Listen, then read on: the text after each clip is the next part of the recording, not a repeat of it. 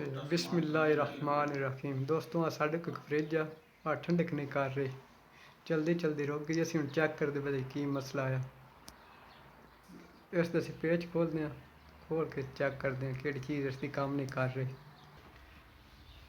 इसके थल्ले वाला खाना जिस बर्फ़ जी बनती है फ्रिज साड़ी ब्लॉक हो गया देखते बर्फ़ जमी हुई है इसके आ पेच लगे हुए दो उत्ते लगे हैं दो साइड से लगे हुए जिस टाइम खोलनी पहले इसके पेच असी खोलें दे फिर इसका जो फ्रंट कवर है ना बाहर हटा काट लवें पेच खोल के असी तारा नहीं ला दी ने चार पक्खे दी लगी हैं आज़ाद हो गया लादा कर लिया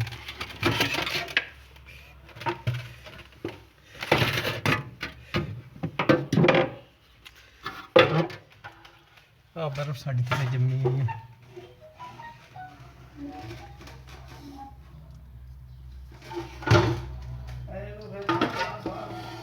इसका फ्यूज उत्ते लगा इसके सेंसर चेक करते हैं जी साडा सेंसर है असीं चेक करते पे साडा ठीक है मीटर रीडिंग दे रहे साडा अगों असीं हीटर चेक करते हैं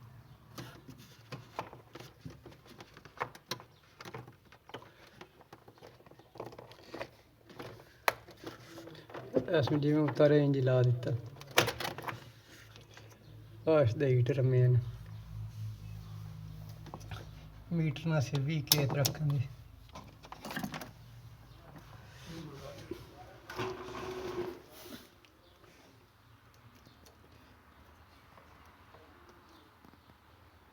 हीटर भी साडा ठीक है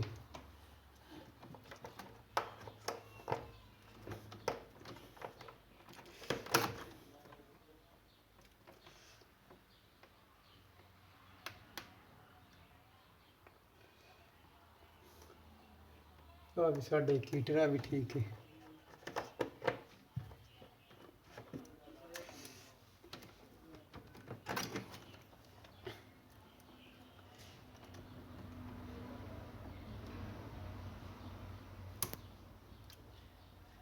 हीटर साढ़े तीन ठीक ने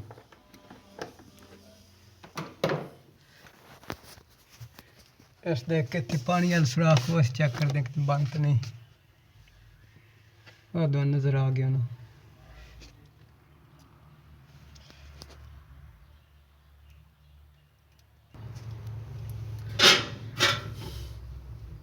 पानी वाल साढ़ा सुराख खुली है पानी से पार बाहर निकल रहा बर्फ साड़ी जम गई है ना थले हवा पक्खा नाल खिंचदा पिया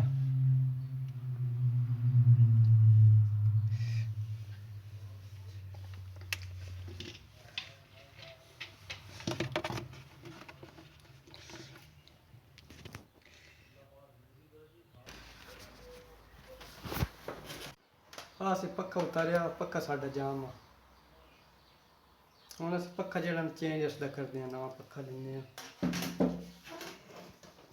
आं पक्खा एक सेम सानूं उसदे नाल दा मिल गया अब इधर फिरदा पिया अस नौन वास्ते इत्थे रख के दबा देना प्रेस हो गया फिर आस्ता उत्ते कवर लग जाएगा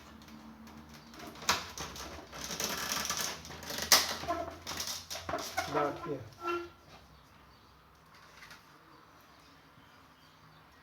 इसके पर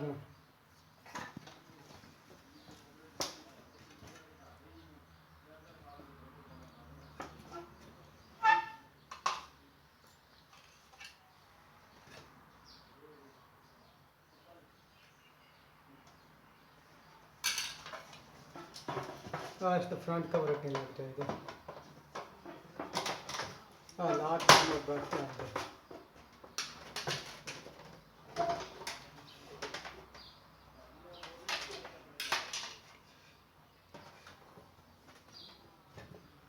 पक्खा लाउन तो पहले चेक कर लेना चाहिए जड़दा अपनी चला के हाथ नाल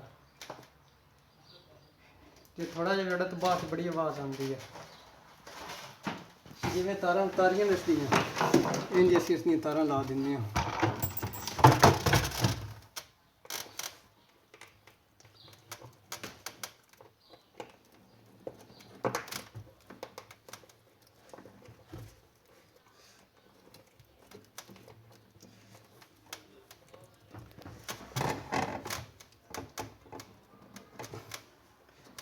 ਦੋਸਤੋ ਆ ਜਿਹੜਾ ਸੈਂਸਰ ਆ ਬਰਫ਼ ਨੂੰ ਖੋਰਦਾ ਸਮੇਂ ਇੱਥੇ ਵਿੱਚ ਰੱਖਣਾ ਹੁੰਦਾ, ਬਾਹਰ ਨਾ ਨਿਕਲੇ।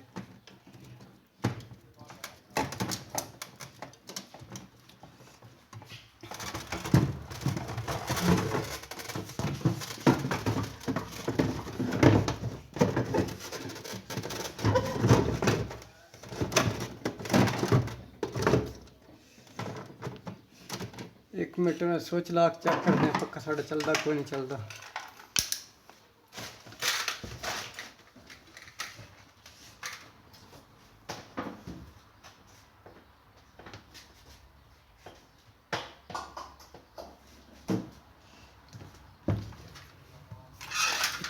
दरवाजा बंद चल गया पत्ता साडा। हुण जिवें असीं चार पेज ला देने ने।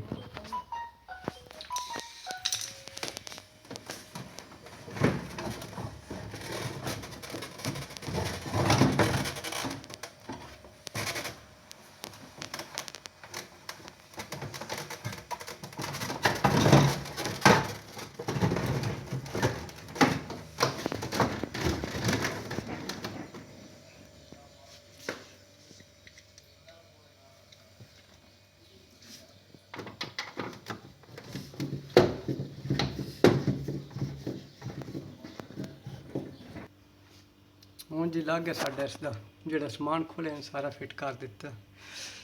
ਆਹ ਇਸ ਦੇ ਸਪੀਡ ਵਾਲੇ ਉੱਤੇ ਇਸ ਤੇ ਆਨ ਆਫ ਵਾਲਾ ਬਟਨ, ਆਹ ਟੈਂਪਰੇਚਰ ਉਤਲੇ ਖਾਣੇ ਦਾ ਤਾਂ ਥੱਲੇ ਵਾਲੇ ਦਾ ਜਿਤਨਾ ਸੈੱਟ ਕਰਨਾ ਵਾ 2 4 6 8 जितने एज ते जाओ इतनी ज़्यादा ठंडक होई दी। अज -22 तो ज़्यादा ते -16 तो घट होई दी। ਹੁਣ ਅਸੀਂ ਜੀ -20 ਤੇ ਕਰ ਦਿੱਤਾ ਤੇ ਥੱਲੇ ਵਾਲਾ ਜਿਹੜਾ ਉਹ 6 ਤੇ ਕਰ ਦਿੱਤਾ। ਆਹ ਮਾਰਕਾ ਹੈ ਫ੍ਰਿਜ ਦਾ।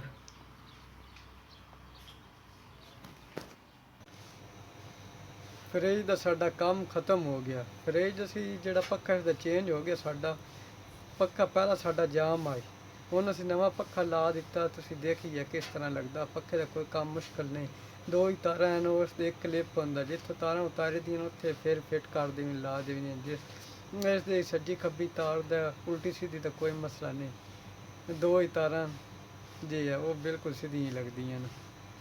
ਤੇ ਪੱਖਾ ਅੱਛੀ ਤਰ੍ਹਾਂ ਬਿਠਾ ਦੇਣਾ ਚਾਹੀਦਾ। भला चक ਉਹਦੇ ਕੋਈ ਵਾਈਬ੍ਰੇਸ਼ਨ ਵਗੈਰਾ ਨਾ ਬਣੇ। ਬਿਲਕੁਲ ਉਸ ਨੂੰ ਆਪਣੀ ਜਗ੍ਹਾ 'ਤੇ ਬਿਠਾ ਦੇਈਦਾ। ਤੇ ਹੁਣ ਪੱਖਾ ਸਾਡਾ ਨਵਾਂ ਲੱਗਣ ਨਾਲ ਫ੍ਰਿਜ ਸਾਡੀ ਬਿਲਕੁਲ ਠੀਕ ਹੋ ਗਈ ਆ।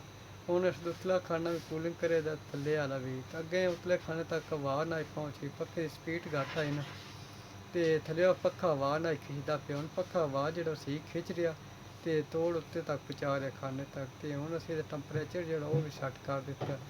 ਤੇ ਹੁਣ ਸਾਡੇ ਜਿਹੜੇ ਨਾ ਫ੍ਰਿਜ ਦਾ ਕੰਮ ਜਿਹੜਾ ਕੰਮ ਖਤਮ ਹੋ ਗਿਆ ਸੀ। ਹੁਣ ਤੁਹਾਡੇ ਕੋਲ ਇਜਾਜ਼ਤ ਚਾਹੁੰਦੇ ਹਾਂ। ਅੱਲਾ ਸੋਹਣੇ ਦੇ ਵਾਲੇ, ਖੁਦਾ ਹਾਫਿਜ਼।